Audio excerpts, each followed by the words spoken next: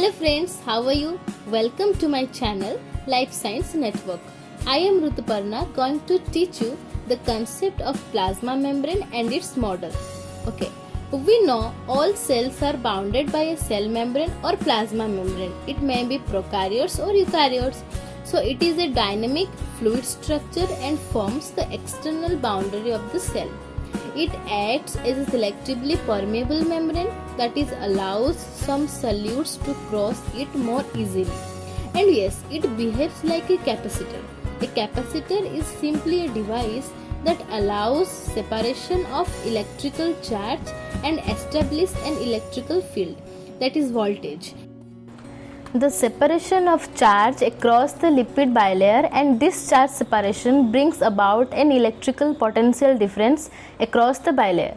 Simply, the functions of plasma membrane are compartmentalization, that is intracellular and intercellular signaling pathway, providing selectively permeable barrier, transporting solute, responding to external signal, energy transduction, and so enzymatic activities. And the basic composition of plasma membrane are the three layers, that is proteins, it's present 59 to 75%. It is fibrous, structural carrier receptors, enzymatic glycoprotein. And then the lipid, it present almost 20 to 40%. It is phospholipid, sterol, glycolipid and sphingolipid.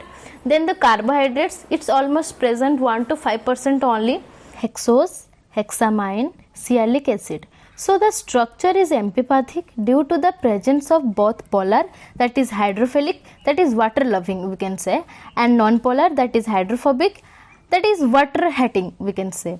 Okay, so look at the picture present over here.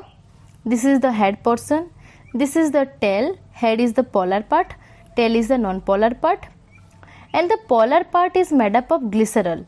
Okay. Now come to the models of plasma membrane.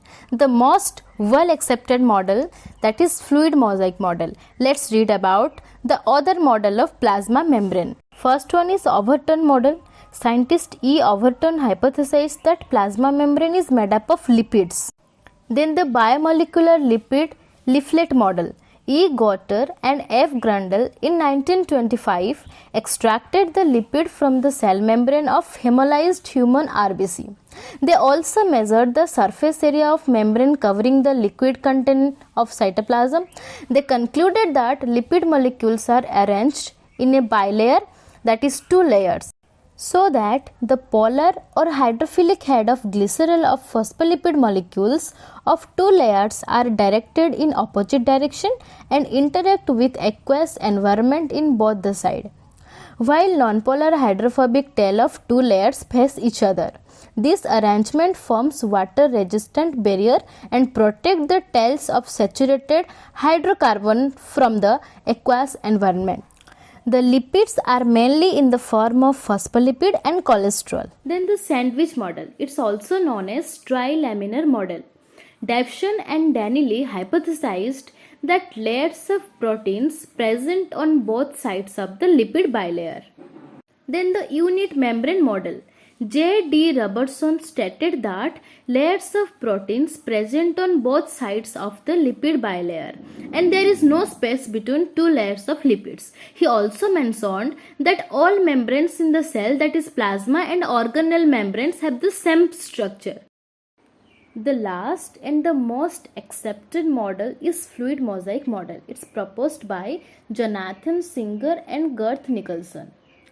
So in this model, membranes are viewed as quasi-fluid structures in which proteins are inserted into lipid bilayers.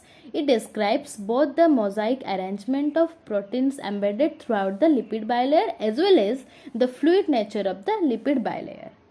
So friends, this is all about the structure, function and models of cell membrane.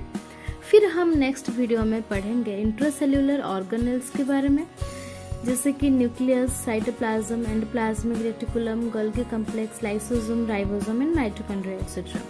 And yes, I will ask some short type of question about today's topic plasma membrane. Okay, answer that question in the comment box. Thank you.